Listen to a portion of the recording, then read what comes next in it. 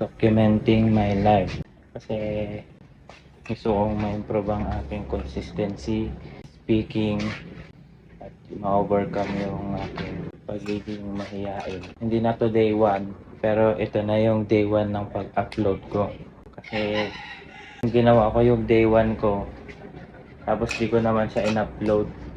Like, nung i-edit ko na, kaya na ako, parang ganito, na-overthink. Ang pangit pala nito.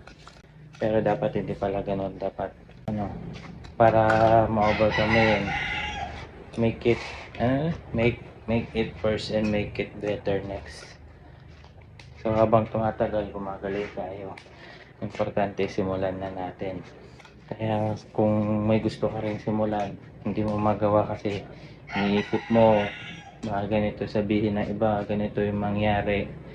Huwag ganon kasi wala naman silang pake kahit anong gawin mo eh. Kaya kung may gusto kang gawin, simulan mo na rin. Ngayon, trial lang to muna. Kung paano masanay ang nagbibideo habang nasa labas.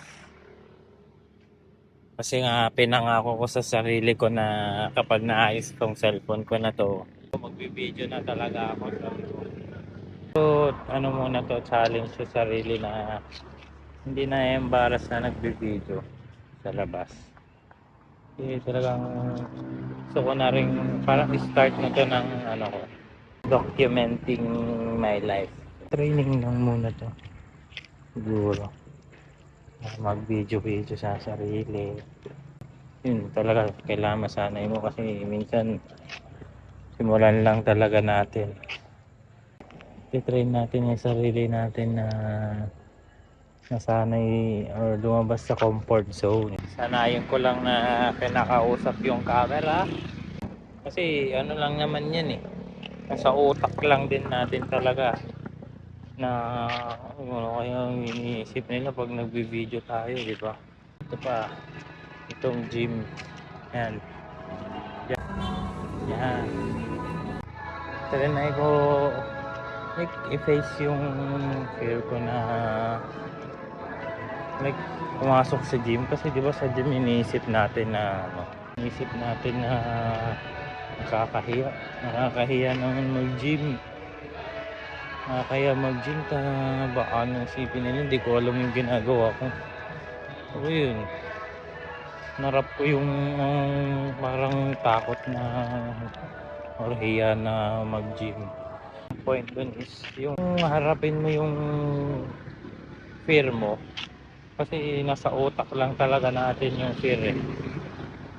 So parang itong ginagawa ko ngayon, tagal kong gustong simulan, kaso yun na nga, gusto kong simulan pero hindi ko na gagawa kasi nga baka anong isipin ng mga kakilala ko.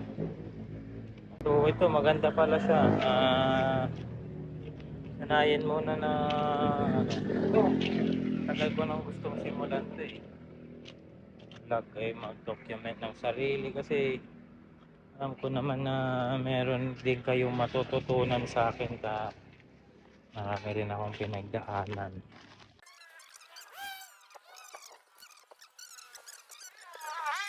Pagka-uwi namin, tama na muna. Susunod na lang ulit. Kulit na to eh. Gusto nang umuwi. So, yung pag-uwi ko, thank God na not-stop pa siya. So, siguro sa susunod na lang ulit yun na sa day 2 na ang pagsasanay sa sarili na magsalita sa camera. So, yun, malapit na kaming makauwi.